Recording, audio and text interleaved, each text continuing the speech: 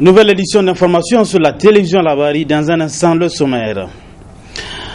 Affaire révocation maire centrale de la ville de Niamey. Le Conseil d'État a rejeté ce matin la demande introduite par la défense de l'ex-maire centrale de Niamey.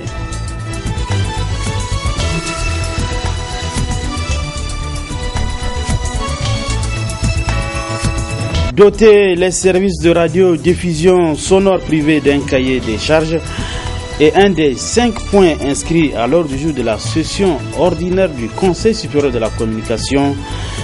Une session qui a débuté ce matin dans les locaux de la dite institution.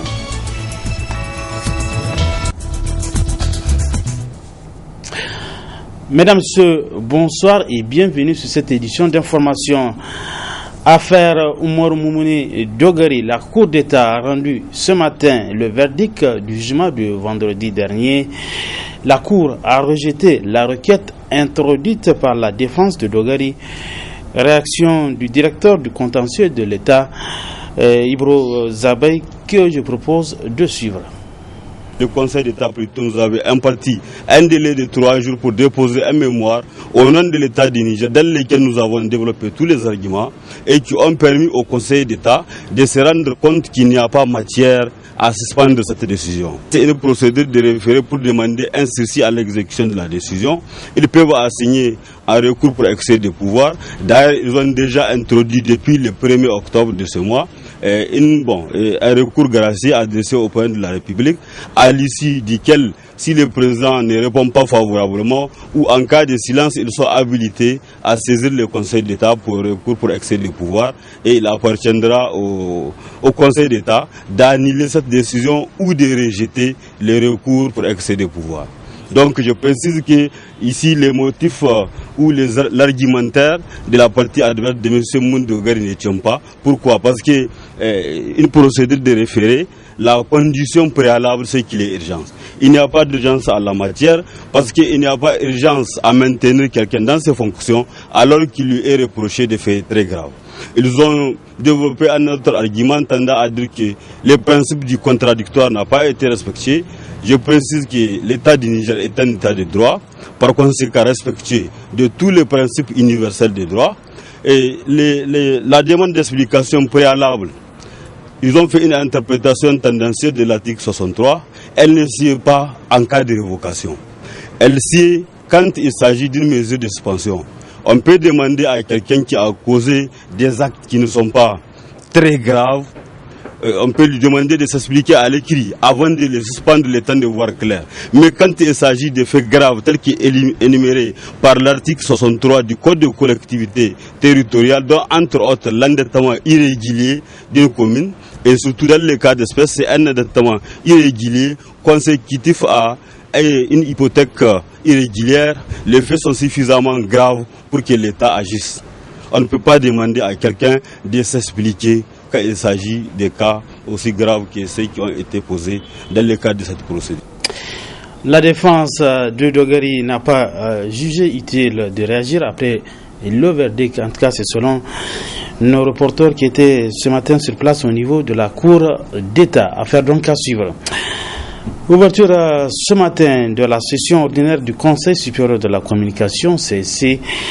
À l'ordre du jour, 5 points, dont l'adoption du cahier des charges des services de radio-diffusion sonore privée. Objectif, combler un vide juridique dans le fonctionnement des médias privés.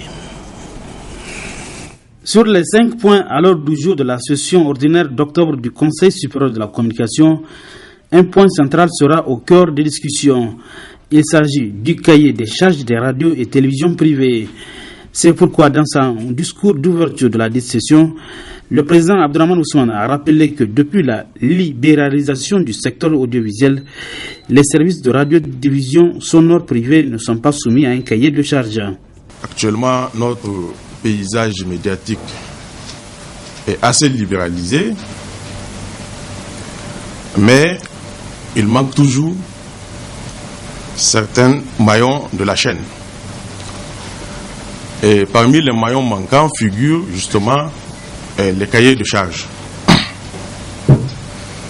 L'ordonnance 93-31 du 30 mars 1993, donc portant sur la communication audiovisuelle, à son article 11, stipule, je cite, que les autorisations d'utiliser les fréquences ont un caractère précaire. Leur durée est limitée à 5 ans en matière de radio et à 10 ans en matière de télévision. Elles sont assujetties aux conditions définies dans les cahiers de charges et sont renouvelables. L'article 30 de la même ordonnance donne le pouvoir à l'instance de régulation de déterminer le cahier de charges des radios et des télévisions, qu'elles soient locales, régionales ou nationales, et de veiller à leur respect. Et la délivrance de l'autorisation donc définitive ou en tout cas de l'autorisation prolongée est assujettie à la signature du cahier de charges. Exigence légale. Le cahier des charges des médias audiovisuels privés a des avantages. Une évidence qui fera l'objet d'abord d'une popularisation avant la signature par les promoteurs des organes privés. Pour ce qui concerne les médias, la signature du cahier de charges permet aux médias d'être en face de ses responsabilités, puisque le cahier de charges définit les obligations qui incombent à tout média ayant obtenu une autorisation d'exploiter une fréquence. Des obligations en matière de contenu et des obligations en matière de diffusion, des obligations en matière de respect d'éthique et de déontologie. Donc, le média va se sentir beaucoup plus responsable vis-à-vis de ses obligations, et le Conseil supérieur de la communication a aussi un moyen de vérifier le respect ou non du cahier de charges. Parce que, en la matière, l'ordonnance 93 est très claire, le non-respect du cahier de charges peut entraîner le retrait d'une fréquence. Les radios communautaires seront également soumis à un cahier des charges. Outre ce point, les conseillers du CSC vont débattre au cours de cette session de l'examen et l'adoption du procès-verbal de la session ordinaire de septembre 2013, des informations sur l'organe de régulation, la désignation des représentants du CSC au sein du comité ad hoc de la relecture de certains textes relatifs à la communication et des questions diverses. Âge 2013, la compagnie Niger Airlines a effectué ce matin avec brio le retour de la première vague des pèlerins nigériens. Ce sont 503 pèlerins transportés par Nas Air qui étaient accueillis par le ministre de l'Intérieur à l'aéroport international Diori Hamani de Niamey. C'était en présence de notre reporter Adamou Ousmana sur des images de Cheb Guissou. L'aéroport international Diori Hamani de Niamey a connu une ambiance inhabituelle à l'occasion du retour de la première vague des pèlerins nigériens ayant effectué le voyage des Lycéens à travers les vols ordinaires. C'est dans les environs de 5 heures du matin que le Boeing de Nasser, affrété par la compagnie Niger Airlines, s'est immobilisé sur le tarmac de l'aéroport avec à son bord 503 pèlerins de l'agence Al-Barka dont les responsables ainsi que les pèlerins eux-mêmes se réjouissent de cette prestation. Dieu merci, nous avons effectué notre pèlerinage. Par la grâce de Dieu, nous sommes partis sains et saufs, nous sommes revenus sains et saufs. Nous remercions Abdelaziz Larabou qui a toujours rempli ses promesses, qui a toujours tenu à ses promesses, et nous l'encourageons parce que nous savons que c'est vraiment quelqu'un qui a de l'avenir parce qu'il tient sa parole. Nous remercions le bon Dieu de faire en sorte que nous nous soyons retrouvés au pays en bonne santé. Tout s'est bien passé. À mon niveau, j'ai pas remarqué d'imperfection. Certes que les vols charters sont ce qu'ils sont, mais Masha'Allah, tout s'est bien passé. Merci Dieu. À la passerelle de l'avion se trouvaient le ministre de l'Intérieur et la directrice du cabinet du Premier ministre, venus souhaiter la chaleureuse bienvenue aux pèlerins. Le ministre de l'Intérieur a pour sa part marqué sa présence d'un cachet particulier qui se passe de tout commentaire. Il a ensuite loué Dieu le Tout-Puissant pour la circonstance. Cette année, le Hajj a été bien organisé. Nous n'avons pas connu les angoisses des années précédentes.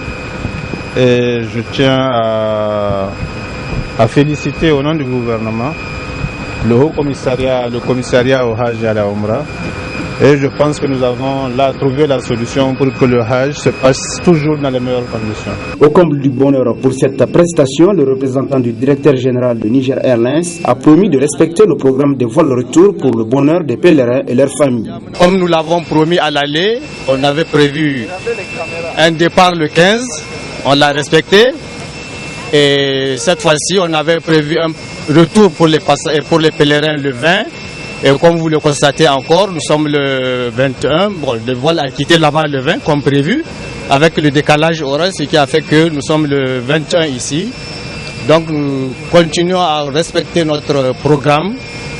Et Inch'Allah, on va faire nos 5 vols. Le 24, Inch'Allah, tous nos pèlerins seront arrivés au Niger.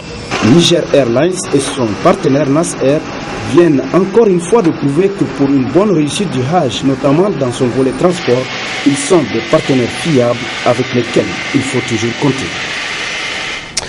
Poursuivons ce journal avec cette brève. La Commission nationale anti-drogue a procédé cet après-midi, comme vous le voyez sur ces images, à l'incinération d'une importante quantité de drogue d'une valeur estimée à environ 400 millions de nos francs CFA. La cérémonie s'est déroulée donc devant plusieurs témoins. Nous y reviendrons demain dans nos éditions d'information avec nos reporters qui étaient sur place. L'hivernage 2013 termine bien pour les éleveurs dans notre pays. En effet, la situation fourragère est jugée dans l'ensemble satisfaisante. Cependant, des précautions doivent être prises pour protéger les pâturages. Amadou Dangui, il est membre de l'association des éleveurs du Niger à Rennes. D'une manière générale, on peut dire qu'elle est bonne par rapport à la situation fourragère.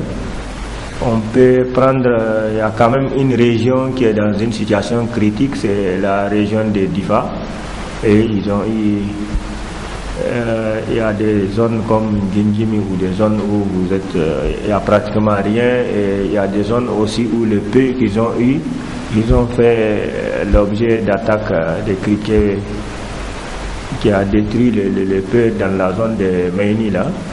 Alors on peut dire quand même à 70%, si on prend une situation globale à 70%, c'est bon à 70%. On peut s'estimer heureux et pour tout ce qui est de la situation fourragère. On n'a pas à se plaindre comme on dit. Pour cette année, les animaux peuvent avoir de quoi manger, mais bon, vous savez, il faut quand même prendre des précautions par rapport au feu de brousse. Il faut sécuriser ce qui est là.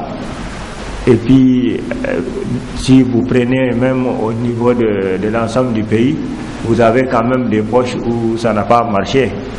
Et donc pratiquement les autres 30%, c'est-à-dire n'importe laquelle des régions que vous prenez, vous avez des petites poches où ça n'a pas marché. Donc peut-être que eux, ces endroits isolés, il faut prendre leur cas. Et puis là où la saison est bonne, c'est qu'il faut faire en sorte qu'on protège par des biais de bandes parfaits le peu qu'on a eu. La fin de la campagne agricole est synonyme de récolte, une période également de cohabitation difficile entre agriculteurs et éleveurs. Heureusement, pour le moment, la situation est calme. Nous retrouvons Amadou Dangui, membre de la Rennes. En tout cas, jusqu'à la date d'aujourd'hui, la situation est calme. Jusqu'à la date d'aujourd'hui. Maintenant, effectivement, c'est la période critique, il faut l'appeler comme ça. Pour nous, c'est la période critique, c'est la période de tous les dangers. Mais je pense que au fur et à mesure, les gens arrivent à comprendre, puisqu'il y a eu beaucoup de campagnes cette année sur les codes pastorales, sur la méthodologie d'intervention ou d'indemnisation en cas de dégâts champêtres et tout. Il y a eu les COFODEP et les associations et même les maires, les préfectures ont beaucoup participé à la sensibilisation. Je pense que on peut, en tout cas, Ce qui est sûr, ce sera, même s'il y a des dégâts ou des bagarres, on ne les souhaite pas, ce ne sera pas comme les autres années. Ça va être un truc moindre, mais bon, on ne peut que prier pour que ça soit comme ça. Mais la sensibilisation a été menée de tous les côtés. Seulement, qu'est-ce que vous voulez, il y a aussi des autorités qui profitent des périodes comme ça pour instaurer des taxes qu'ils appellent kata kadoka, qui ne sont pas des trucs qui n'est pas légal du tout, et ils essayent de taxer les éleveurs. Ils essayent à la limite, c'est de l'arnaque quoi. Ils s'entendent pour dire que non, même quand c'est ton champ, puisque tu es venu à une période où les champs ne sont pas libérés, ils vont mettre des dates jusqu'au-delà de décembre, de tout ça, pour essayer en cas c'est cet aspect-là qu'on déplore, en tout cas, au niveau de certaines autorités. J'avoue qu'il y a des communes qui n'utilisent pas ça, mais il y a des communes et des préfectures qui en font leur gagne-pain, quoi, comme on dit. Un accident s'est produit hier à la rive droite, plus précisément au quartier Bangisto. C'est un taxi ayant à son bord 5 personnes qui a percuté une charrette qui aurait coupé sa priorité avant de se retrouver dans une mare causée par le débordement du fleuve. Heureusement donc, l'on ne déplore aucune perte en vie humaine ni de blessés. Les images.